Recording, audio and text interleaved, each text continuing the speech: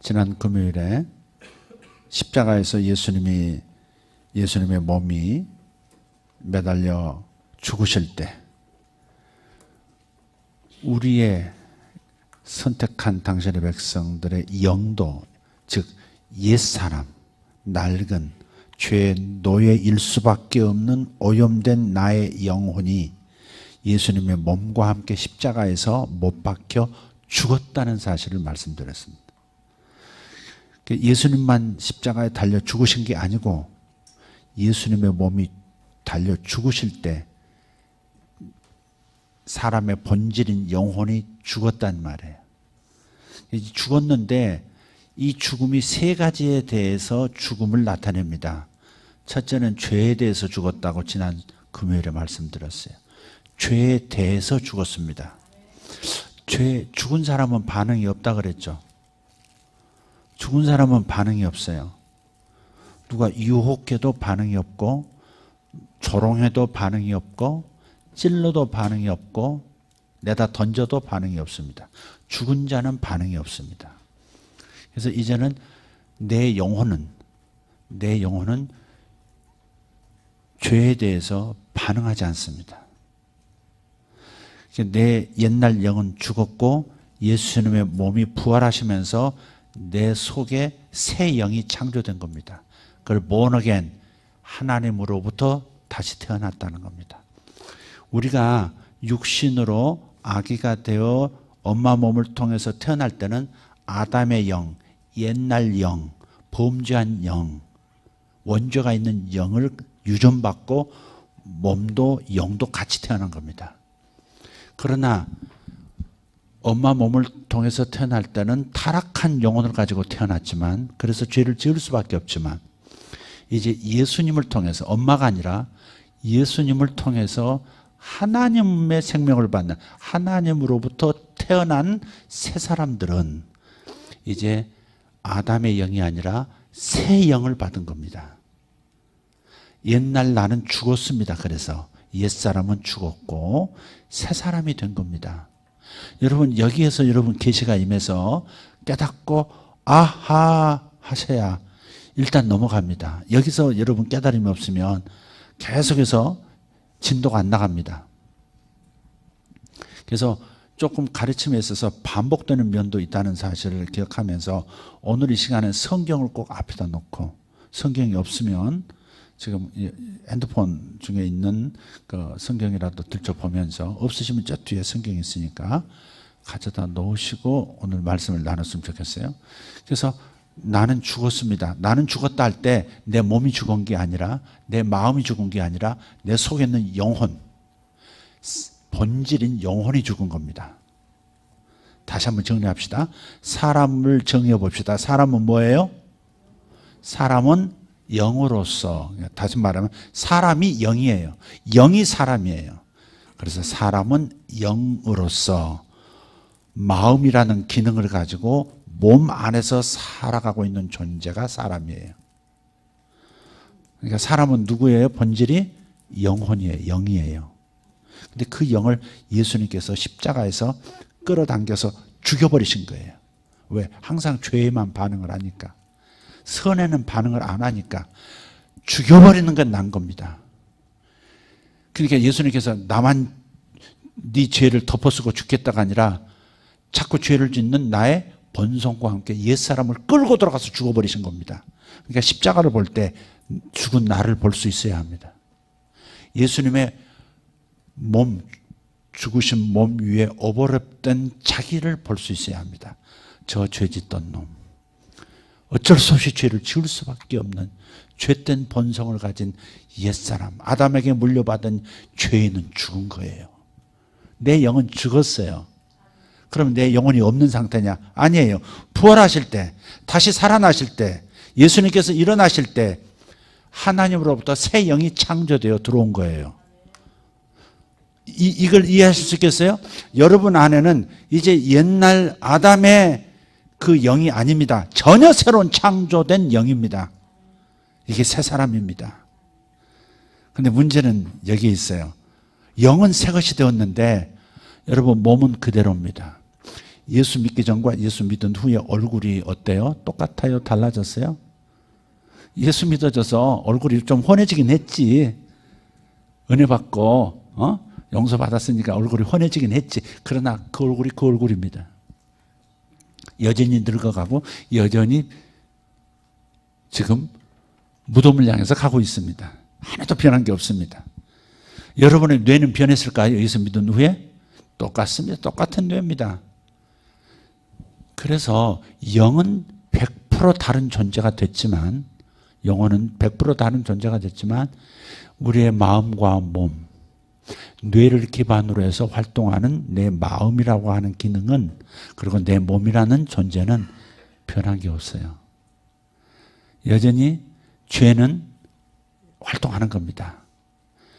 죄라는 세력은 내 마음을 이용하고요, 내 몸을 이용해요. 여러분, 눈으로 죄된 걸 보면 자극 받아야 안 받아요?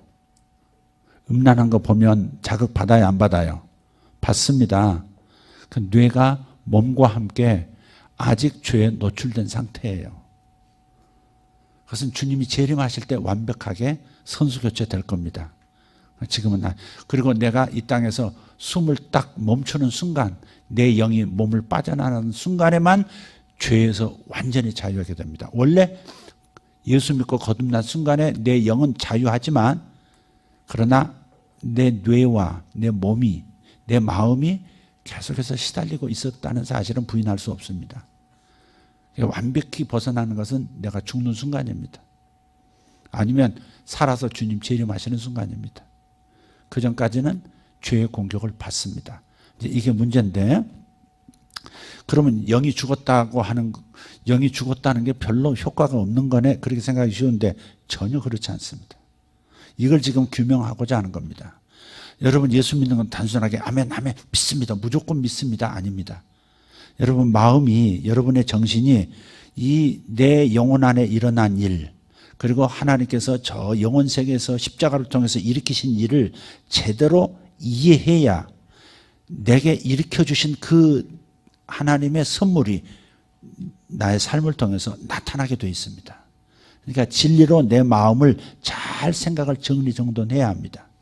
그래서 잘 들으셔야 하고, 잘 들으셔야 하고, 이해하고 깨닫고 믿고 그렇게 여기고 시인하는 이 태도가 매우 중요합니다. 자, 지난번에 죄에 대해서 죽었다고 말했습니다. 내 영이 죽는 순간 내 영은 더 이상 죄에 반응하지 않습니다. 옛날에 내 영은 계속해서 반응했습니다. 내 몸도 마음도 영혼도 다 같이 반응했습니다. 그런데 이제는 내 영이 반응하지 않습니다. 죄에 대해서 죽어버렸기 때문에. 죽은 자는 말이 없습니다. 죽은 자는 생각도 없습니다. 죽은 자는 감정도 없습니다. 죽은 자는 느낌도 없습니다. 죽은 자는 반응하지 않습니다. 내 영은 반응하지 않습니다. 가장 근본되는 뿌리가 반응을 하지 않는 거예요. 이거 굉장한 승리입니다. 이 영으로부터 이제 마음도 몸도 계속해서 승리하는 능력을 공급받습니다. 그래서 아주 중요한 겁니다. 상류가 맑은 물이 되어버렸습니다. 아직은 중류 하류가 물이 흐린 것 같지만 상류에 계속 유입되는 전혀 오염되지 않은 물이 계속 중류 하류까지 내려올 겁니다. 내 영 안에서 생긴 일이 내 마음, 내 육체까지, 내 삶 전반에 흘러 넘치게 될 겁니다. 이해가 되십니까? 이 그림 그려지십니까? 상류에서 이미 전혀 새로운 물들이 공급되기 시작하고 있습니다. 잠시 후면 여러분의 생각도 변하고 여러분의 마음도 감정도 변하고 육체의 삶의 모든 모습도 변하기 시작합니다. 아멘. 자, 죄에 대해서 죽었다. 죄에 대해서 반응하지 않는다. 두 번째, 십자가에서 예수님께서 내 영을 끌고 들어가서, 옛사람을 끌고 들어가서 죽으신 것은 무엇에 대하여 죽은 거냐? 두 번째는 율법에 대하여 죽은 겁니다. 오늘의 주제는 이겁니다. 율법에 대하여 죽은 겁니다. 구약성경 전체가 율법이잖아요. 율법에 대해서 죽었습니다. 율법에 대해서 죽었다는 말, 율법에 대해서 반응하지 않는다는 것이고 반응할 필요 없다는 겁니다. 굉장히 극단적으로 율법 무용론으로 들을 수 있는데 일단은 좀 들으시면 좋겠습니다. 극단적이지 않습니다. 자, 그리스도인이 율법을 예수 믿었는데 구원받았는데 또 율법도 지켜야 구원이 완성되는가 하는 혼란이 1세기 교회 때부터 있었습니다. 2000년 동안 혼란스러워합니다. 지금도 혼란스러워합니다. 예.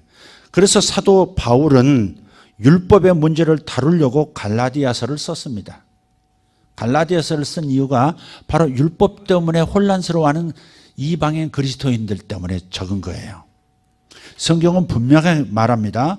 로마서 6장에서는 죄에 대하여 그리스도인은 다 죽었다 그랬어요. 죄에 대하여 죽어버린 존재. 다른 말로 하면 죄로부터 자유하게 된 영혼이에요. 우리는. 아멘 합시다. 7장에서 로마서 7장에서는 두 번째로 율법에 대하여 죽은 존재라고 사도 바울은 가르쳐줘요. 로마서 7장 4절 그리고 6절을 한번 보겠습니다. 로마서 7장 4절 6절입니다. 같이 읽을까요? 그러므로 내 형제들아 너희도 그리스도의 몸으로 말미암아 율법에 대하여 죽임을 당하였으니 스톱. 다시 너희도 그리스도의 몸으로 말미암아 뭐에 대하여 죽임을 당했다고요?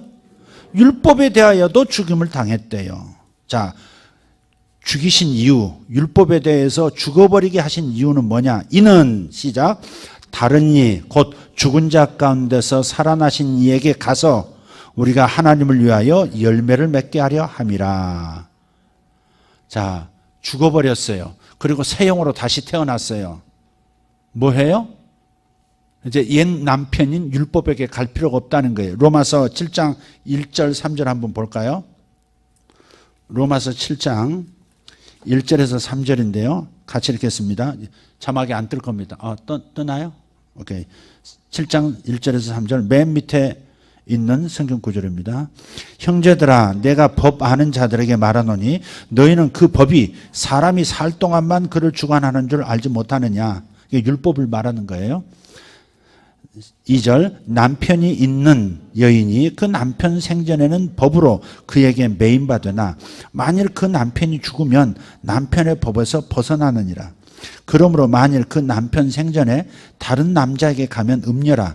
그러나 만일 남편이 죽으면 그 법에서 자유롭게 되나니 다른 남자에게 갈지라도 음녀가 되지 아니하느니라.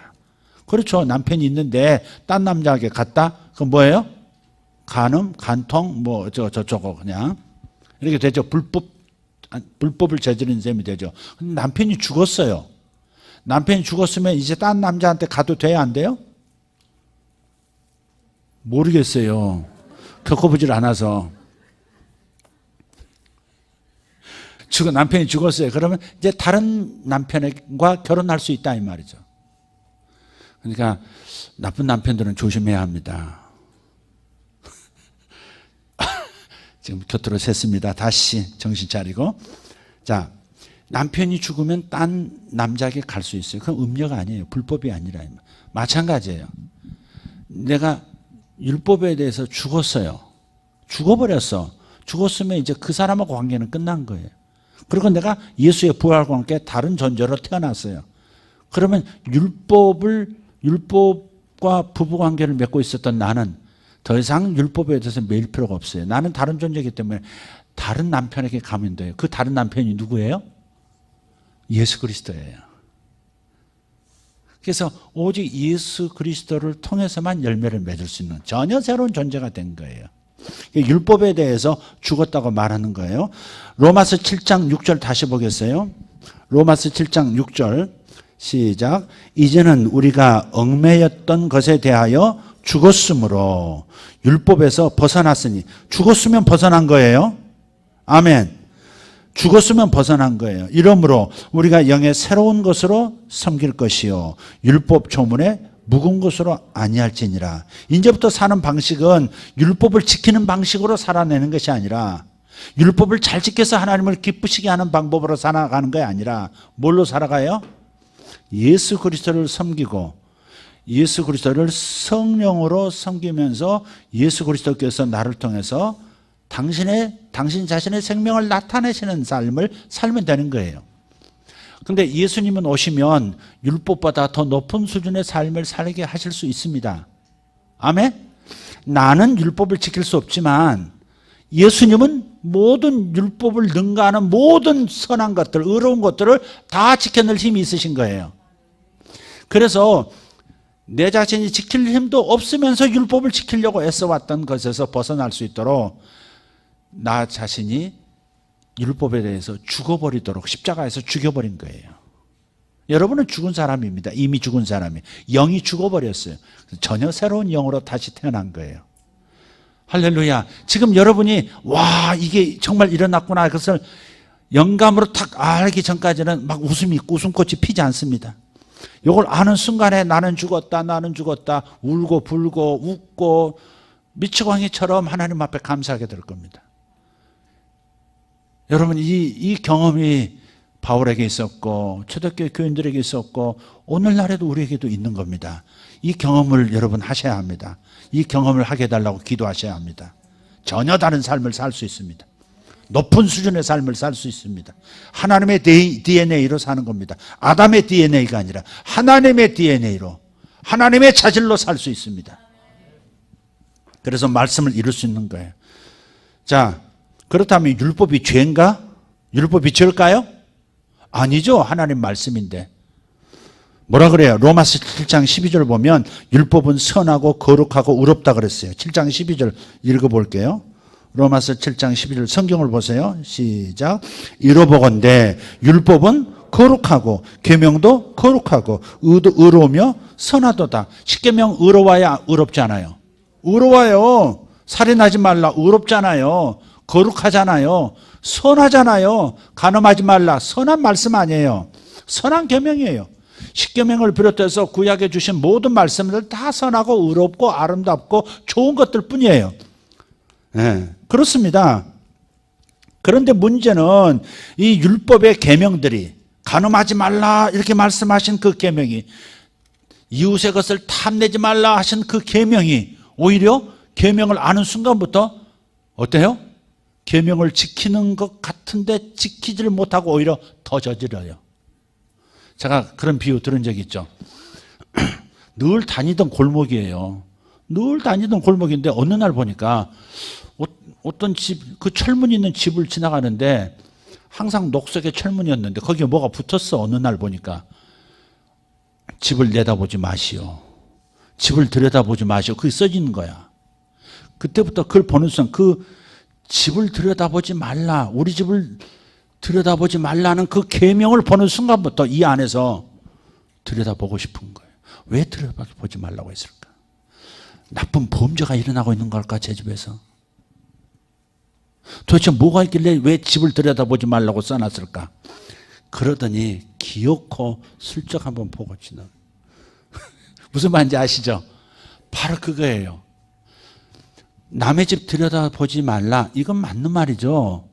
당연히 지켜야 될 거죠. 그런데 그걸 계명으로 딱 붙이는 순간부터 오염된 내 마음이라는 존재가, 내 뇌가 오히려 그것을 범하고 싶은 욕망으로 가득 차게 되는 거예요. 남의 돈 탐내지 말라. 말을 듣지 않았을 때는 아무렇지도 않았는데 저 집 돈 탐내지 말라. 도대체 돈이 얼마나 많길래 하면서 관심이 가기 시작하더니 야, 저 사람 지갑이라도 한번 흘렸으면 좋겠다 하는 생각부터, 그리고 기어이 뭔가를 좀 갖고 싶은 행동을 하기 시작할 수 있어요. 그게 인간의 오염된 모습이에요. 자, 여기서 구분할 것은 예수 믿기 전에는 내 영도 그랬었어요. 인간의 본질인 내 영혼이 그렇게 죄를 저질렀어요. 그런데 이제 그 영은 새 영으로 바뀌었어요. 그래서 전혀 관심이 없어요. 오직 하나님이 기뻐하시고 의로운 것만 가득해요, 내 영혼에는.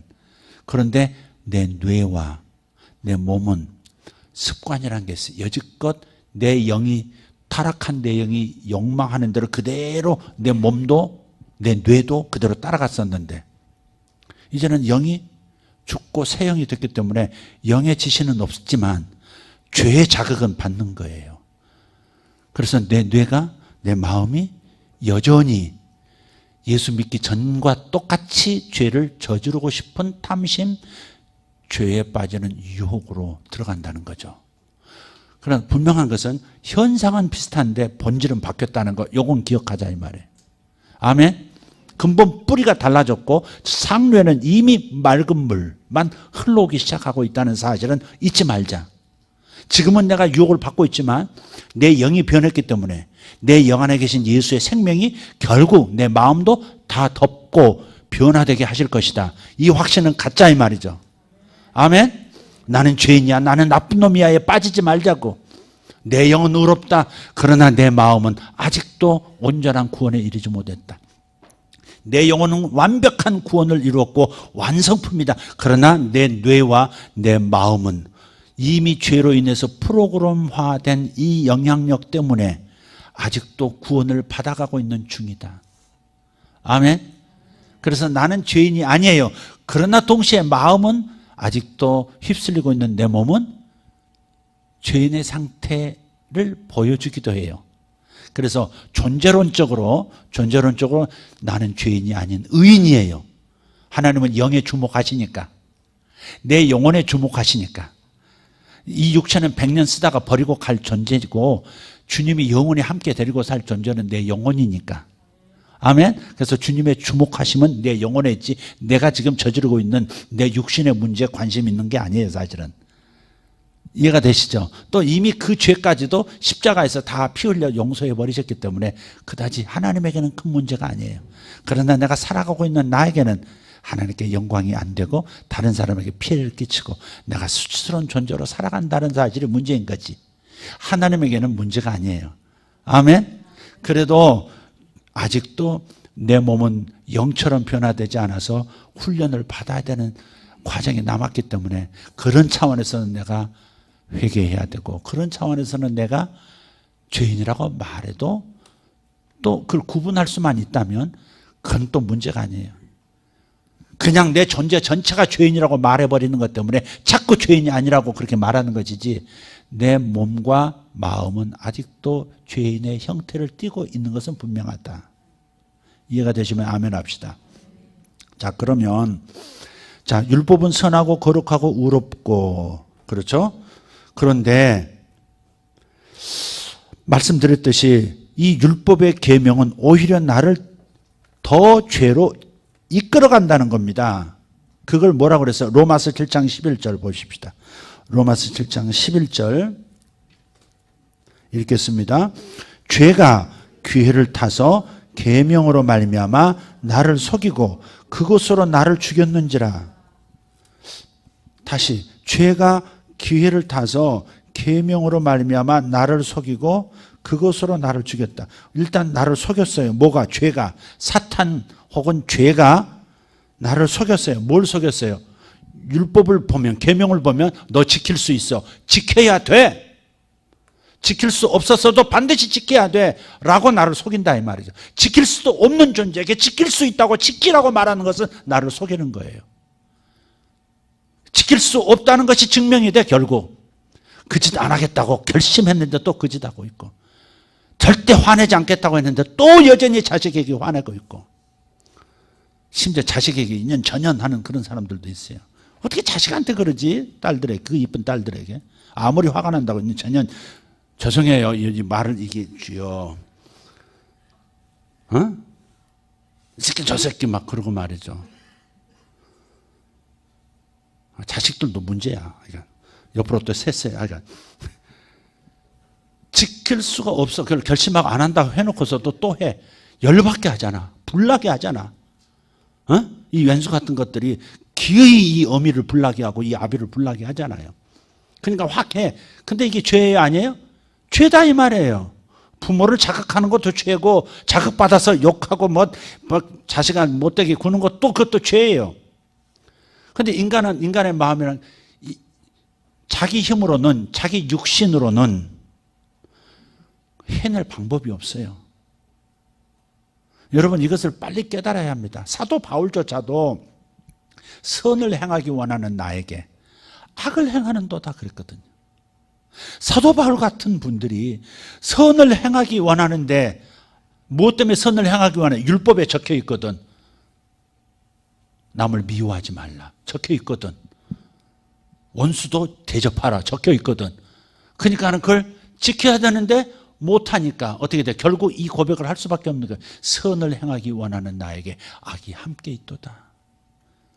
선을 행하기 원하는데 내가 악을 행하고 있으니 이 저주스러운 사망, 죽음의 냄새가 나는 이 상태에서 어떻게 벗어날 수 있겠느냐? 단식한 사람이 사도 바울이에요. 근데 여러분이나 저나 바울보다 더 탁월해요?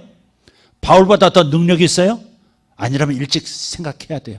절대 인간의 힘으로는 아직도 오염된 상태, 아직도 프로그램화된, 죄의 노예화되어 있는 내 몸뚱이, 영향을 받고 있는 내 몸뚱이는 끊임없이 반응하게 되어 있고 실패하게 되어 있다. 일찍 인정하고, 그러면 그 다음에 나는 절망입니다. 어떻게 하면 좋겠습니까? 그 다음 답이 나온다. 뭘로 답이 나와요? 새 영안에 계신 예수 그리스도 성령님, 오직 그분으로만 내가 죄를 이길 수 있구나를 결론으로 얻을 수밖에 없는 거예요. 아, 주여. 조금 더 갑시다. 자, 그게 속임수라 이 말이에요. 나는 할 수 없는데 해야만 한다고 하는 속임수가 내게 있는 거예요. 내가 해내야만 한다는 속임수가 나에게 항상 있어요. 나는 이런 삶을 살아야 한다. 그리스도인으로서 이런 삶을 살아야 한다. 오늘 아침에도 충성 말씀드렸어요. 충성 아니면 나는 나쁜 놈이야. 그렇게 나를 좌절시키는 그런 연약성이 내게 있는 거예요. 그래서 다른 방법을 찾아야 하는 겁니다. 그래서 하나님의 방법은 뭐였어요? 율법에서 벗어나게 해야 된다. 율법에서 벗어나는 방법밖에. 율법을 보면 죄가 더 일어나니까. 아니, 율법이 계명이 없었을 때는 죄가 안 일어나요. 별로. 남의 집 이웃 보지 마시오. 그 문구만 없었으면 절대 안 들여다봐. 그냥 지나가지. 근데 들여다보지 마시오. 남의 집 들여다보지 마시오. 그것을 보는 순간에 들여다보고 싶은 욕망이 일어나기 시작하는 것이 인간의 연약성이고, 죄가 바로 이런 부분을 틈타서 너는 못하는 놈이야 라고 증명해버려요. 죄는 인격과도 같아요. 마치 죄는 사탄이라고 해도 괜찮아요. 그냥 잡아뜨려버려요. 이길 방법이 없습니다. 인간의 힘으로는. 이것이 옛사람이 죽기 전이나 후나, 옛사람이 죽기 전에는 더더욱 그랬고, 옛사람이 죽은 후에도 내 뇌는 쏟고 있다. 내 힘으로 할 수 있다고 하는 착각을 순간 일으키기 때문에 결국은 실패하게 돼 있다. 그래서 율법을 아예 치워버리는 방법이 제일 좋은 방법이에요. 그럼 이런 질문 있죠. 그럼 구약 안 읽어도 되는 겁니까? 그건 다른 문제로 한번 다룹시다. 율법이 없어야 된다는 말입니까? 주님은 율법을 죽였다고 말하지 않아요. 율법에 대하여 나를 죽였다고 말씀하는 거지. 율법은 선하고 아름답고 의롭고 좋은 거예요. 에? 그걸 죽일 이유가 없어요. 뭘 죽여야 돼? 그걸 지켜내지 못하는, 지켜내지도 못하면서 지키도록 요구받고 있는 내가 죽어버리는 게 방법이다 이 말이에요. 그래서 하나님께서 예수님을 통해서 나를 죽이신 거예요. 옛사람을, 내 영혼을 죽여버리신 거다. 자, 그래서 죽고 다른 존재로 태어나면 되는 겁니다. 그러면 새 영의 힘으로 하나님 앞에서 열매 맺는 인생이 되는 겁니다. 로마서 7장 4절 6절 다시 읽어보겠습니다. 7장 4절 6절 다시 읽겠습니다. 그러므로 내 형제들아 너희도 그리스도의 몸으로 말미암아 율법에 대하여 죽임을 당하였으니 이는 다른 이 곧 죽은 자 가운데서 살아나신 이에게 가서 우리가 하나님을 위하여 열매를 맺게 하려 함이라. 아멘. 죽은 자 가운데 살아나신 분이 누구예요? 예수님이죠. 예수님에게 가면 어떻게 돼요? 그분의 힘이 나를 통해서 역사한다 이 말이죠. 다시 나는 죽었어요. 그리고 새로운 영혼으로 다시 태어났어요. 새로운 영혼이 하나님 앞에서 하나님이 기뻐하시는 열매를 맺는 방법은 율법을 쳐다보고 지켜내려고 하는 게 아니라 어떻게 해야 돼요? 예수님에게, 영이신 성령으로 내게 임하신 예수님에게 기대해서 예수님이 나를 통해서 살아내시도록 하는 방법, 이 방법 외에는 의를, 하나님이 기뻐하시는 일을 이룰 방법이 없다고. 근데 우리는 예수님에게 기대지도 않고 예수님이 나를 통해서 하는 삶을 경험하려고 하지 않고 지켜야 한다는 부담감 때문에, 율법을 지켜야 한다는 부담감 때문에, 하나님의 계명을 지키지 않으면 그리스도인답지 못한다는 그 죄책감 때문에 그걸 지키려고 노력하는 방법으로 나가버린다 이 말이죠. 주님께 의지하면 주님이 나를 통해서 하실 텐데 내 힘으로 주님을 찾지 않고 주님에게 기대지 않고 주님이 나를 통해서 일하시도록 하지 않고 그냥 내 힘으로 이루어버리려고 하는 것이 절망이다 이 말이에요.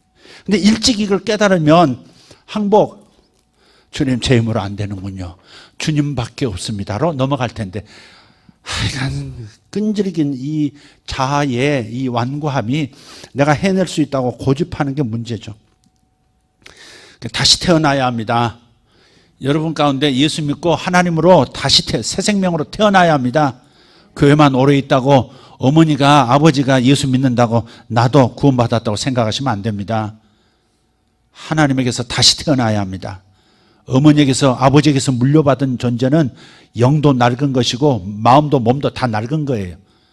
몸은 늙어 죽어가고 있고 뇌도 망가지고 있고 죄에도 계속 시달리고 있고 그래서 옛사람이 죽었다는 것을 확실하게 깨닫고 어떻게 새 영이 살아남는 방법으로 새 영이 살아가는 성령의 방법으로 넘어가야 한다. 요것만 일단 머리에 정리합시다. 오케이?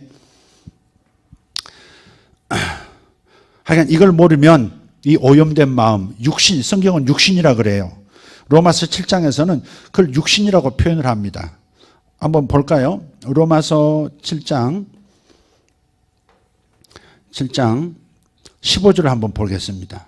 14절 한번 보겠습니다. 14절부터 우리가 율법은 신령한 줄 알거니와 나는 육신에 속하여 죄 아래 팔렸도다. 육신이 뭐예요? 요 몸만을 얘기하는 게 아니에요. 몸과 마음에 죄를 지향하는 아직 제거되지 않은 프로그램들. 컴퓨터도 잘못된 프로그램이 들어가면 계속 작동하잖아요. 돈도 빼내가고 돈도 빼내가고 내 영상도 다른 사람이 다 엿볼 수 있게 되고 그게 잘못된 프로그램이 들어가면 그렇잖아요. 그러니까 내 뇌하고 내 몸은요 잘못된 프로그램으로 오염되어 있거든요. 아직. 그러니까 그걸 바로 육신이라고 성경은 얘기해요. 바디를 말하는 게 아니라 육신.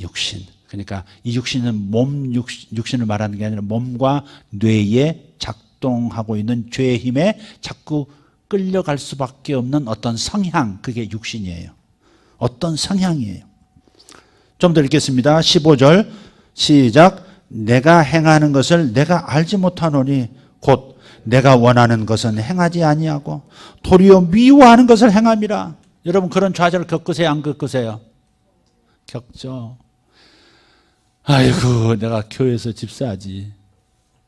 솔직히 내가 내 양심에 손을 얹고 생각하면 집사도 아니고 이건 잡사도 아니고 이거 지금 아휴 이게 내가 무슨 꼴인가. 이게 내가 예수 믿는 사람 맞는가.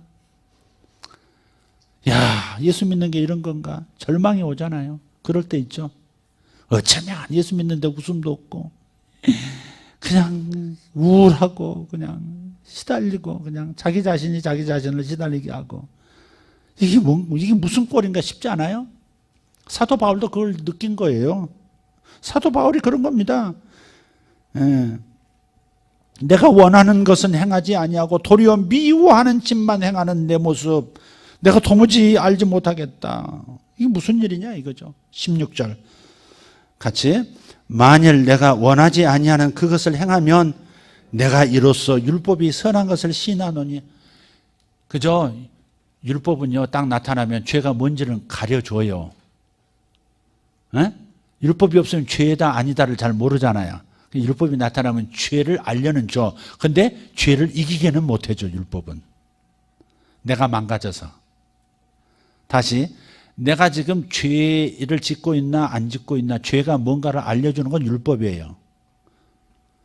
그러나 율법을 보았다고 해서 그 율법, 죄를 깨닫게 한 율법이 죄를 이길 수 있는 힘을 주는 건 아니에요. 계명이 죄를 가르치는 주지만 계명을 알았다고 해서 내가 죄를 이길 수 있는 힘이 내게 오는 건 아니에요. 경험해 봤잖아요. 성경을 배우면 배울수록 내가 더 반복되는 죄에 빠지는 것 같은 느낌. 벗어나지 못하는 나의 악습. 17절 다시 이제는 그것을 행하는 자가 내가 아니요 내 속에 거하는 죄니라. 바울의 위대한 점이 이런 데 있는 거예요. 이게 계시예요. 여기서 나라고 할 때는 내 몸과 뇌를 말하는 게 아니에요. 이런 죄를 저지르는 이 죄를 행하는 자는 내가 아니요 내 속에 거하는 죄인이라 그랬어요. 죄가 내 몸을 이용하고 있고 죄가 내 뇌를 이용하고 있는 것이고 내 습관을 이용하고 있는 거예요. 나는 죄를 짓지 않아요. 그 뇌는 영혼이에요. 그게 나는 이미 새 사람이에요. 내 영혼은 영원히 구원받을 내 영혼은 새 사람이에요. 죄가 절대 틈탈 수도 없고 죄가 역사할 수도 없고 사탄이 이용할 수도 없는 존재예요. 그래서 내가 깨달았다는 거 구분을 한다 이 말이죠. 나는 죄인이 아니구나. 근데 내 영혼은 죄인이 아닌데 죄라는 놈이 율법 보고 나를 속여가지고 죄를 더 짓도록 죄를 안 지어야지 하면서 죄를 짓도록 나를 속였다는 것이죠. 죄가 나를 넘어뜨리는 거지 내가 죄인은 아니다 이 말. 이해가 되시면 아멘 합시다. 나는 죄인이 아닌데 그런데 죄에 넘어져요. 그건 뭐예요? 죄가 나의 옛 습관을 사용하고 있어서 그런 거지. 내 영혼은 아니다 이 말. 자, 그것이 이제 로마서 17장 17절의 말씀이에요. 조금 더 읽어볼게요. 18절. 내 속 곧 내 육신에 선한 것이 거하지 아니하는 줄을 아노니. 이게 또 중요해요. 여러분 육신 안에는 선한 것이 하나도 없습니다. 영혼은 100% 선해졌지만 여러분 마음과 여러분의 육신 안에는 선한 것이 하나도 없습니다. 선한 척 할 뿐이지 가면만 쓸 뿐이지 기회만 되면 아무도 없으면 나만의 은밀한 죄로 들어갈 수 있습니다. 은밀한 공상으로 은밀한 남을 미워하고 남을 해코지하고 원수를 잊지 못하는 그런 상태로 갑니다. 아무리 사랑하고 가까운 사람이라도 원수처럼 여기는 그 마음을 포기하려고 하지 않습니다. 나를 아프게 했던 그 사람을 용서하려고 하지 않습니다. 그게 바로 뭐예요? 죄예요. 그게 바로 육신이에요. 그럼에도 불구하고 그대에게 하나님은 정죄감을 주시지 않아요. 바로 그 죄값도 내가 쳤다. 다시 일어나 봐라. 이렇게 말씀하고 있고 더더군다나 내 속에 있는 죄를 저지르는 원래 뿌리조차도 십자가에 못 박았고 너는 새 사람이다. 그렇게 말씀하고 계세요. 그러니까 굉장히 정죄를 받을 수밖에 없는 상황인데도 주님, 주님 세상에 이 죄도 또 용서하셨어요. 새 사람 되게 하실 뿐 아니라 이 죄도 미리 다 용서하시고 십자가에서 피 흘리셨단 말이죠. 이 죄값도 치르셨단 말이죠. 알겠습니다. 감사합니다. 일어나 보겠습니다. 또 일어나는 거예요. 우리는 보장성 있는 삶을 살고 있어요. 아무리 죄를 져도 그래도 돌아서면 태양에서 아무리 멀어져도 돌아서면 태양빛이 내 얼굴을 거기 있었다는 듯이 한 번도 떨어진 적이 없었다는 듯이 얼굴을 비추고 있듯이 그냥 일어나면 곧바로 의인입니다. 일어나면 곧바로 의인입니다. 가만히 앉아있으면 죄인으로 남는 거고 일어서면 됩니다. 할렐루야. 그것이 반복된다고 해서 좌절하지도 마세요. 점점 없어질 거예요. 하나님 하시고 계시고 여러분 점점 깊어지고 있기 때문에 여러분 프로그래밍 된 그것들을 점점 삭제해 나가고 있는 중이에요. 자, 조금 더 갑시다. 19절. 내가 원하는 바 선은 행하지 아니하고 도리어 원하지 아니한 바 악을 행하는도다. 반복했고요. 20절. 만일 내가 원하지 아니하는 그것을 하면 이를 행하는 자는 내가 아니요 내 속에 거하는 죄인이라. 이걸 구분해야 나를 죄인이라고 하지 않고 의인이라고 일어설 수 있는 겁니다. 내가 죄를 졌다고 해서 나를 죄인으로 만들어버리면 일어설 방법이 없습니다. 나쁜 놈이거든요. 하나님의 부끄러운 존재거든요. 그런데 아니래요. 하나님은 이미 죄를 저지르는 그 영, 내 본래 영혼은 이미 죽었고 새 영이 됐기 때문에 나는 다시 일어날 수 있는 것이고 한 번도 죄를 저지른 적도 없는 것처럼 살아갈 수 있는 거예요. 아멘. 지금 이해가 안 되고 아멘이 안 되면 다른 데서 또 깨달음 올 줄 믿습니다. 좀 더 가겠습니다. 자, 그러면 율법은 아까 뭐 하다 그랬어요? 선하다. 율법은 거룩하다. 율법은 의롭다. 그랬죠? 율법은 좋아요. 좋은 거예요. 자, 그런데 왜 율법에 대해서 십자가에서 죽게 했는가 하는 겁니다. 율법으로는 뭐를 깨닫는다? 죄를 깨닫는 기능이 있어요. 로마서 3장 20절. 로마서 3장 20절. 여러분 조금 정신 차리고 조금 따라왔으면 좋겠어요. 로마서 3장 20절 시작. 그러므로 율법의 행위로 그 앞에 의롭다 하심을 얻을 육체가 없나니. 이 말씀 이해하시겠어요? 율법의 행위로 율법을 지키려는 그 태도로 하나님 앞에 의롭다함을 받을 존재가 없어요. 왜? 내 마음과 육체가 온전하지 않으니까. 행위로는 주님 앞에 의롭다 못해요. 오직 예수의 의로만 섭니다. 자, 율법의 목적은 뭐예요? 율법으로는 죄를 깨달음이니라. 율법의 용도, 율법의 기능, 율법의 목적은 어디 있어요? 죄를 깨닫게 하는 거예요. 내가 죄인인 걸 알아야, 그래야 그리스도를 찾거든요. 내가 죽을 병에 든 걸 알아야 의사를 찾잖아요. 지금 황금빛 내 인생에 보면 아버지가 가장에 지금 위암 말기예요. 3개월 못 살아. 그래가지고 집안 식구한테도 말도 하지 않고, 이제는 막 가서 염색 쫙 하고, 양복도 한 벌, 외투까지 딱 사서 입고, 기타 하나 딱 사들고, 지금 이 클래식 기타를 배우고 있어요. 그러니까 온 집안 식구가 아버지 왜 저래 갑자기? 갑자기 왜 저렇게 차려입고 돈 들여서 기타 사서 기타 배우고 왜 저러셔? 며칠 후에 원양선 타고 어디 떠났는데 가족에게 알리지도 않고 죽으러 가려고 그러고 있는 중이에요. 뭐 하다가 그 사람을 얘기했나 주여 하면서라. 잊어버렸네.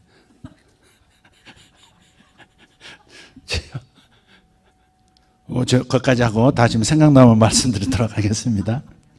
율법으로는 뭐예요? 죄를 깨닫게 하는 게, 죄를 깨닫게. 그게 목적이에요, 율법은. 지금 죽을 병에 걸려야 살려주세요 하고서 의사를 찾아가지.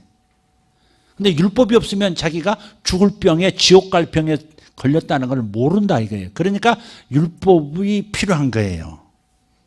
죄인이 독을 먹고 죽어가는데도 지금 이게 독인 줄 모르는 경우 있잖아요.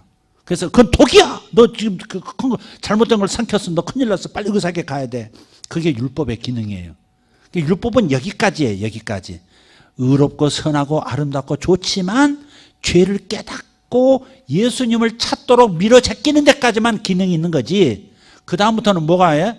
믿음으로만 내 안에 계신 새 영을 통해서 역사하시는 예수의 영만 의지하고 살도록 하는 것이 사는 방법이다 이 말이에요. 자, 그래서 그거를 갈라디아서에서 말씀하고 있어요. 갈라디아서 3장 24절. 갈라디아서 3장 24절. 찾으셨어요? 24절, 25절 읽겠습니다. 시작. 이같이 율법이 우리를 그리스도께로 인도하는 초등교사가 되어 우리로 하여금 믿음으로 말미암아 의롭다함을 얻게 하려 함이라. 아멘. 예수님을 통해서만 예수님이 내 죄를 가져가시고 예수님의 의가 내게 왔다는 사실을 믿음으로만 하나님 앞에서 의롭게 되어지는 방법. 내 스스로 율법을 잘 지켜서 너 잘했어. 너 죄인이 아니야. 칭찬받는 것이 아니라 예수 그리스도의 내게 거저 주시는 의를 덮어쓰고 예수 그리스도로 하나님 앞에 서는 방식 외에는 방법이 없다는 것이죠. 자, 24절 읽어서 25절 시작. 믿음이 온 후로는 우리가 초등교사 아래에 있지 아니하도다. 이건 몽학선생이라고 하는데요. 요건 이제 설명이 길어지니까 하여간 율법은 초등학교 교사 정도, 유치원 교사 정도, 그 다음부터는 어때요? 전혀 다른 존재가 나를 이끌어가는 거예요. 그래서 율법에 대해서 죽여버린 거예요. 율법과 상관이 없게 만든 거예요.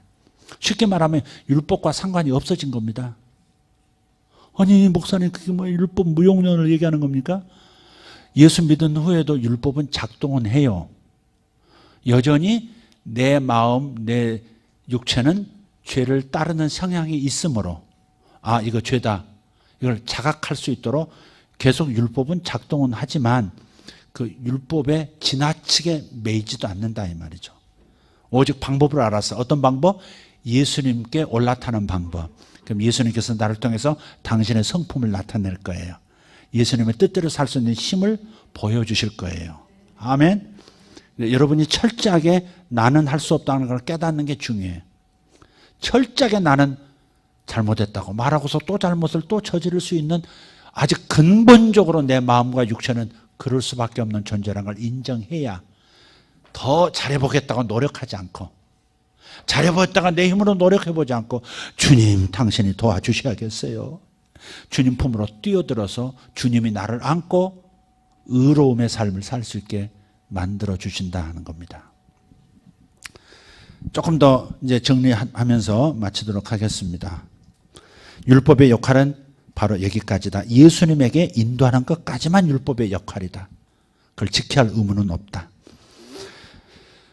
따라서 율법은 내가 예수 믿고 그리스도인이 되는 순간부터 나의 성장을 방해합니다. 하나님의 계획을 방해해요. 하나님은 내 안에서 나를 통해서 자신의 생명을 드러내시려고 하는데 율법은 내가 지켜내려는 기준을 자꾸 세우고 오염된 육신, 오염된 마음에 따라 살게 한다. 하나는 생명을 드러내주고 다른 하나는 기준만 드러내요.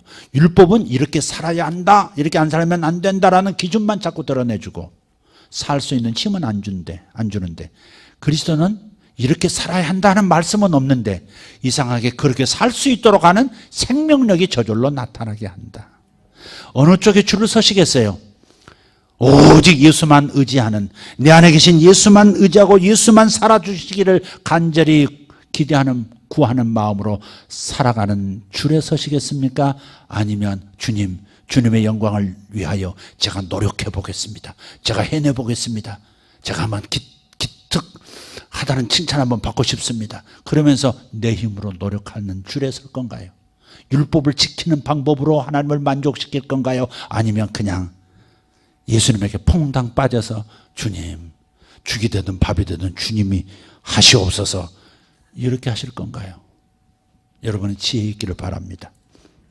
할렐루야. 그래서 사도 바울은 갈라디아 교인을 꾸짖어요. 아주 야단을 칩니다. 갈라디아서 3장 1절 3절, 갈라디아서 3장 1절에서 3절, 바울의 이 환한 모습을 한번 보십시오.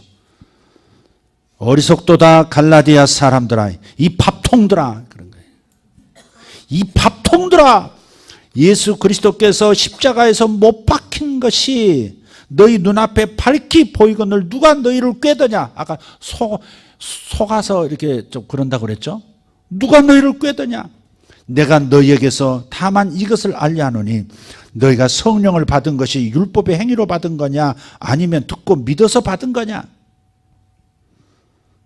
너희가 이같이 어리석으냐. 성령으로 시작하였다가 이제는 육체로 마치겠느냐. 너희들이 이제부터 살아내는 방식은 오직 그리스도의 영, 성령으로만 사는 건데, 성령으로만 행하는 건데, 성령으로만 행할 수 있는 건데, 그런 건데 힘을 주지도 않을 율법 지킨다는 거기에 집착해서 율법을 다 지켜야 구원받는다고, 율법을 지켜야 하나님 기뻐하신다고 다시 율법 앞에 서 있으니, 초등교사 앞에 또 서 있으니, 대학 들어갈 놈이 초등교사 앞에 서 있으니 이게 무슨 꼴이냐 지금 그러신 거예요. 율법은 거룩하고 선하고 아름답지만 나를 그리스도께로 주님을 찾게 하는 데까지만, 아 내가 죄인이구나, 큰일 났구나, 주님에게 가야 되겠구나 까지만 율법의 기능이지, 그 다음부터 율법을 지킬 수 있게 하나님을 기쁘시게 할 수 있는 일은 무용지물이다. 무용지물이다. 그래서 하나님은 나를 율법에 대해서 죽게 하신 겁니다. 그래야 했습니다.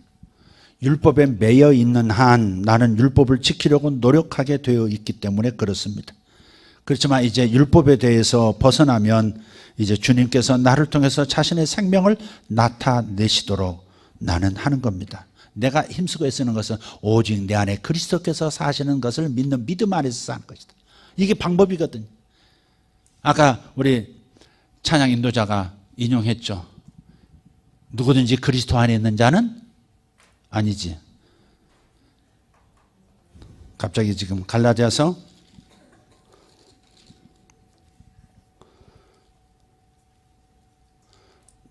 몇 장 몇 절이죠? 2장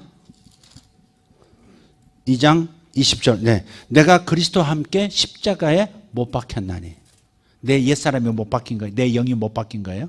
내가 그리스도와 함께 십자가에 못 박혔나니 이제 그런즉 이제는 내가 사는 것이 아니요 오직 내 안에 그리스도께서 사시는 것이라. 내가 육체 가운데 사는 것은 나를 사랑하사 나를 대신해서 자기 몸을 버리신 그리스도를 믿는 믿음 안에서 사는 것이라. 이게 방법이거든요. 이제 오직 내가 사는 방법은 내 안에 계신 그리스도를 의지하는 방법 외에는 없어요. 그래서 이와 같은 거예요. 저 사람이 미워요. 또 열받게 해요. 그때 같으면 참아야지. 주여 참아야 합니다. 주여 참아야 합니다. 주여 참아야 합니다. 그런데 기어이 내 뒤통수 쳤던 말 때문에 참지 못하고 기어이 한마디 합니다. 그 사람한테 직접 말하지 않아도 딴 사람한테 걔 왜 그래? 걔가 그랬는지 몰랐지 하면서도 기어이 얘기해야 시원해. 근데 이제 이게 뭐냐면 이제 남을 비판하지 말라는 그 말씀을 지켜야 되는 거거든. 근데 그걸 지키려고 하는데 안 되는 거예요. 그래서 저 사람이 미워요. 저 인간. 저 인간. 그런 순간에 어떻게 해야 돼요? 절대 내가 이것을 지킬 수 없고 내 마음 지킬 수 없다는 걸 인정하고 어떻게 해야 돼요? 주여 진짜 못합니다. 저 진짜 못합니다. 내 안에 계신 주님 사랑으로 볼 수 있도록 역사하시옵소서. 순간순간을 그렇게 하셔야 돼요. 여러분이 스스로 자기 힘으로 사는 것을 언제 알 수 있느냐? 자꾸 죄에 넘어질 때 내가 내 힘으로 살려고 또 그러고 있었구나. 그걸 또 아는 거예요. 비참해져야 알아요. 내가 또 죄를 졌네. 부끄러워 죽겠고 하나님 앞에 죄송해 죽겠고 그걸 또 아는 순간에 그제서야 그때 여러분이 못 지켜서 죄송합니다. 이렇게 설 게 아니고 또 내가 내 힘으로 살아왔구나. 지금 며칠간 주님을 의지하지 않고 내 힘으로 살다가 이 꼴 당했구나. 빨리 깨닫고 주여 주님에게 올라탑니다. 올라타야 돼. 목마타야 돼. 주님 당신이 사시옵소서. 나를 통해서 사시옵소서. 내 안에 새 영을 주셨고 새 영 안에 예수 그리스도의 영 성령이 계시니 성령이여 당신의 생명으로 사시옵소서 맡겨드리면 어느 사이엔가 미움도 사라지고 갈등도 사라지고 수치감도 사라지고 주님이 또 살아내게 하셨네. 근데 또 잊어요. 그걸 또 잊어버리고 내가 무슨 문제를 당하면 주님 의지하고 주님이 나를 통해서 사시도록 기회를 드리지 않고 또 내가 나서서 또 하고 있습니다. 그러다가 꼭 실패를 만나요. 어리석은 실패를 꼭 만나요. 그런 다음에야 또 내 힘으로 살았구나. 또 알아. 이게 반복을 통해서 아예 초장부터 주님께로 올라타야 되겠구나. 초장부터 주님만 의지해야 되겠구나를 여러분이 학습이 되는 거예요. 그래서 사도 바울이 로마서 12장 1절 이하에 마음을 새롭게 함으로 변화를 받아 그랬어요. 요 진리의 생각으로 내 생각, 마음은 생각을 말해요. 진리로 내 생각을 정리정돈해서 초장부터 율법을 지키려고 하지 말고 규칙을 지켜서 증명하라고 하지 말고 오직 내 안에 계신 주님이 살아내 주시옵소서라고 의지해야 되겠구나. 이렇게 넘어간다 이 말이에요. 여기까지 하겠습니다. 주여 생각나게 해주시옵소서. 이 짧은 생각이 여러분에게 진리로 인도하는 데 있어서 매우 부족함을 느끼고 한계를 느끼지만 제가 많은 로마서에 관한 갈라디아서에 관한 이 강해서를 읽어보지만 시원하지가 않는 거예요. 내 자신이 객관화가 안 되고 개념부터가 뭔지를 모르겠어요. 그냥 사도 바울이 로마서 갈라디아서 한 것을 그냥 현대어로 풀어놓은 것뿐이지 진짜 핵심을 찌르는 것을 잘 못 봤어요. 근데 이제 개념은 분명해졌어요. 영이 무엇이냐, 사람이 무엇이냐, 새 영이 무엇이냐, 옛사람이 무엇이냐, 옛사람이 죽었다는 게 뭐냐, 율법에 대해서 죽었다는 게 뭐냐, 죄에 대해서 죽었다는 게 뭐냐, 죄와 죄들의 차이는 뭐냐, 이런 것들. 저는 어디를 펴도 이렇게 여러분과 나눌 수는 있을 것 같아요. 그래서 여러분이 좋은 방법은 이렇게 들은 것들을 목장에서 좀 이렇게 피드백을 좀 했으면 좋겠어요.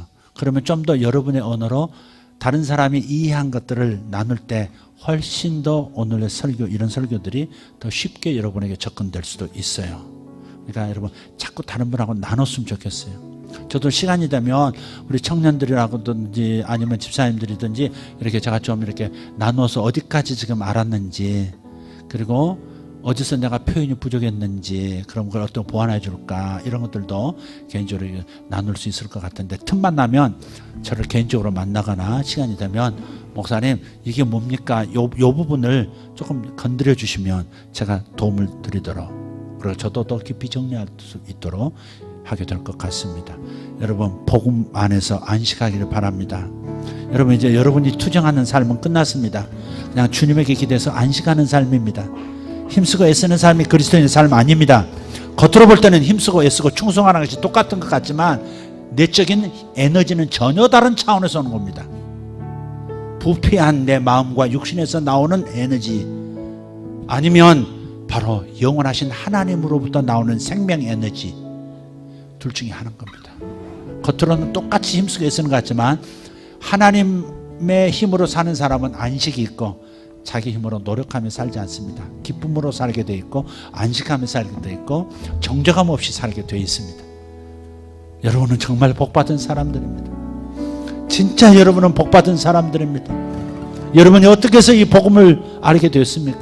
어떻게 해서 예수님을 모시게 됐습니까? 그 예수님은 여러분을 모든 것에서 자유하게 하실 수 있습니다.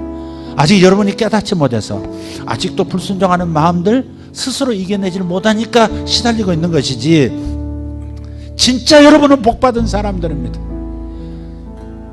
죄송합니다. 막말로 여러분이 개차반으로 살아도 여러분은 구원받은 사람들입니다.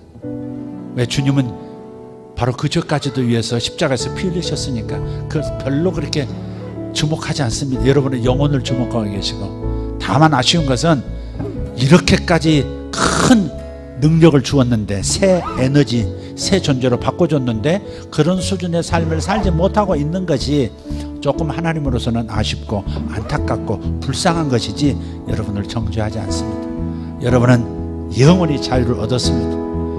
보혈로 일생의 죄를 용서받았을 뿐 아니라 죄와 상관없고 율법을 지킬 필요 없고 오히려 그 이상의 삶을 살아낼 수 있는 율법과 죄에 대한 죽음을 주님께서 죽어주셨기 때문에 여러분은 free, 자유입니다. 여러분에게는 모든 것이 자유입니다.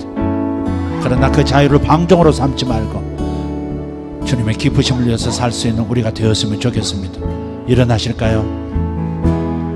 주여 깊이 알게 도와주십시오. 반복되는 이 메시지, 그러나 색깔로 달리해서 계속 우리에게 깨닫게 조명해 주시는 이 말씀들, 주님 성령님 계시하여 주셔서 바로 깨닫게 도와주시고 아버지 승리하는 삶을 살고 풍성한 삶으로 들어갈 수 있도록 도와주시옵소서. 아버지 나에게 자유가 오게 하시고 가정에 자유가 오게 하시고 하나님 삶 전체가 자유인 것을 알게 하여 주시옵소서. 있어도 자유, 없어도 자유, 배웠어도 자유, 못 배웠어도 자유, 완전한 자유를 주신 하나님, 우리를 완전한 축복의 땅으로 인도하신 주님, 방주 안으로 들어가게 하신 주님, 내가 넘어져도 방주 안인 것을 내가 깨닫습니다. 내가 뒤로 넘어져도 방주 안에서 넘어지고 있으니 감사합니다. 예수라는 방주 안에서 멸망의 홍수를 당하지 않도록 방주 안에서 넘어지도록 만들어주신 하나님, 그러나 방주 안에서도 넘어지지 않기를 원합니다. 방주 안에 들어가 싸우니 쓰러지지 않는 사람이 되기를 원합니다. 성령으로 사는 법을 배우게 해 주시옵소서. 그리스도의 영을 의지하며 살 수 있게 하여 주시옵소서. 지금 바로 의지하면 될 줄 믿습니다. 예수 이름으로 나를 넘어서서 나를 버리고 나를 내 안에서 나를 위하여 죽어주신 예수를 믿는 믿음으로 넘어가게 하여 주시옵소서. 주님 감사합니다. 주님 앞에 두 손 들고 감사하십시다. 나에게 하나님 영원한 자유를 주시고 복음을 주셔서 행복을 누리게 하신 하나님 찬양합니다. 주여 감사합니다. 위대하신 하나님을 찬양합니다. 할렐루야, 할렐루야, 할렐루야. 주님 감사합니다. 주님 감사합니다. 이제 내가 사는 것은 내가 아니요 내 안에 그리스도께서 사신 것이라. 주님이여 나를 통해서 나타나소서. 주여 저를 통해서 주의 성품을 나타내소서. 주여 내 안에 계신 주여 나를 통해서 주의 능력을 나타내시며 주의 지혜를 나타내시며 주의 자유를 나타내시고 주의 기쁨을 나타내소서. 나는 기뻐할 수 없습니다. 나는 기뻐하려고 해도 기뻐할 수가 없습니다. 그러나 주님의 기쁨은 나를 기쁘게 합니다. 내 안에 계신 주님의 기쁨은 나를 삼켜 나로 그 기쁨의 삶을 살게 하십니다. 주님 감사합니다. 나는 용서할 수 없습니다. 그러나 내 안에 계신 그리스도께서 용서이시니 감사합니다. 나는 내 자신이 스스로 행복할 수 없습니다. 그러나 내 안에 계신 주님은 항상 행복하신 분입니다. 행복하신 주님이 있어요. 기쁨이 넘치시는 주님이 있어요. 주님의 기쁨이 나타나게 하소서. 쇼미 할렐루야. 쇼미 할렐루야. 아멘. 딜리샤반나 코라다마티 벨레시. 할렐루야. 가라다바라 가라스바라디 메네고스. 여러분 방언을 하시면서 깨달음으로 들어가십시오. 방언을 하시면서 깨달음으로 들어가십시오. 하나님의 말씀을 반복하면서 하나님의 말씀을 반복하면서 깨달음으로 들어가십시오. 율법으로는 죄를 깨달음이라. 율법을 지킴으로 의롭다함을 얻을 육체가 하나도 없나니 오직 믿음으로만 의롭게 되느니라. 오직 예수 그리스도께서 나의 의가 되어주신 것을 믿음으로 의롭게 되어져 주님 앞에 당당히 설지어다. 나를 의롭게 하신 예수 그리스도의 의로 채워졌으니 하나님 앞에서 내 영혼아 당당하고 내 마음아 당당할지어다. 주여 감사합니다.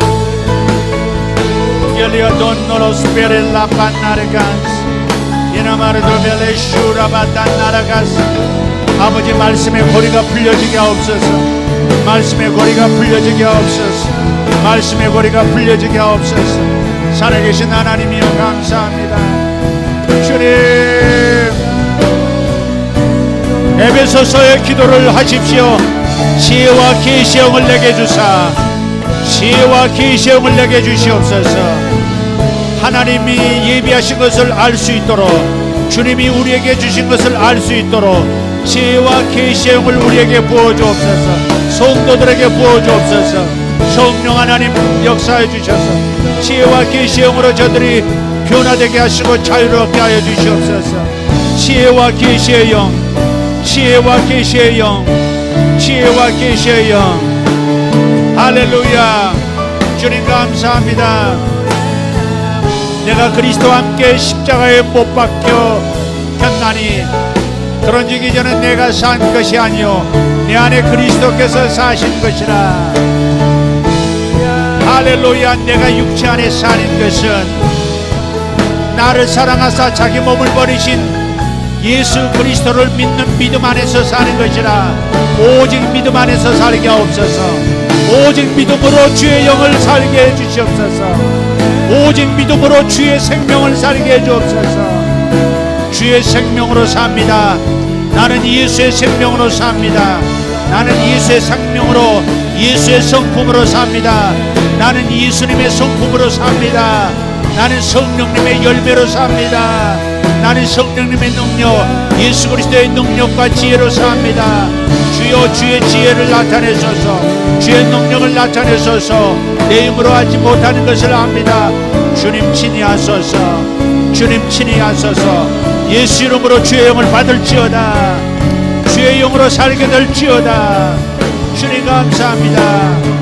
주의 영으로 병들을 낫게 하시며 주의 영으로 자유를 얻게 하소서. 주의 영으로 모든 가난의 저주에서 벗어나 풍요로움으로 들어가게 하시오며 모든 주의 영으로 말미암아 관계 단절로부터 풍성한 관계로 들어가게 하여 주옵소서. 하나님 미련하고 미련했던 내 영혼, 이제는 하나님 지혜를 주신 하나님의 그리스도의 영이 내 안에 계시오니 이제부터 하나님 지혜를 가지고 계시 안에서 살게 하여 주실 줄 믿습니다. 주님 감사합니다. 영원하신 분이 하나님 찬양합니다. 할렐루야. 주님 감사합니다. 위의 것을 찾으라. 위의 것을 찾으라. 할렐루야. 영광의 주님이 너희의 소망이라. 영광의 주님이 너희의 소망이라. 계면에도 베리 예수 외에는 아무것도 알지 않기로 결정하십시오. 예수 외에는 아무것도 알지 않기로 결정합니다. 오직 예수만을 경험하기를 원합니다. 오직 예수가 나의 생명, 예수가 나의 지혜, 예수가 나의 방법, 예수가 나의 전부입니다. 주님 예수만 알게 하여 주시옵소서. 오직 예수로만 알게 하여 주시옵소서. 오직 예수께서 하신 일을 알게 하여 주십시오. 주님, 주님께서 예수께서 행하신 일 복음만을 알게 하여 주시옵소서. 복음이면 됩니다. 복음으로 모든 것을 충족시킬 수 있습니다. 복음 안에서 나는 능력자가 됩니다. 복음 안에서 나는 지혜자가 됩니다. 살아계신 하나님을 찬양합니다. 주여, 꼬인 것들이 풀려지게 하옵소서. 꼬인 것들이 풀려지게 하옵소서. 꼬여진 마음이 풀어지게 하옵소서. 꼬여진 마음이 풀어지게 하옵소서. 주여 감사합니다.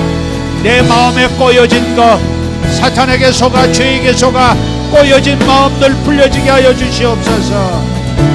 아버지, 사탄에게 속아 꼬여진 마음은 풀릴지어다. 마음의 거짓말은 떠나갈지어다. 주님 감사합니다. 사탄의 속임수는 마음에서 떠날지어다. 주여 감사합니다. 주님, 내 영에 세임을 주신 것을 감사합니다. 내 영이 하나님 이겨낼 겁니다. 나의 영은 성령님과 함께 모든 것을 하게 될 겁니다. 주님 감사합니다. 아멘.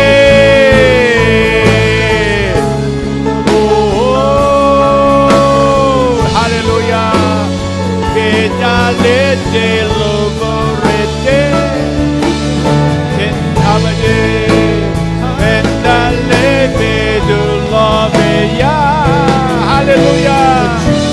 Shebekano bendenda dendolote, Hallelujah. Shebendele bedendale, yinda shukene.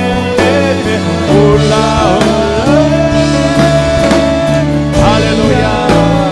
주님 감사합니다. 오직 예수만이 희망입니다. 오직 예수만이 나의 희망입니다. 오직 예수께서 해주신 일만이 나의 희망입니다. 오직 예수께서 나를 위해서 해주신 일들이 저에게는 소망이요 삶의 유일한 희망입니다. 주님 감사합니다.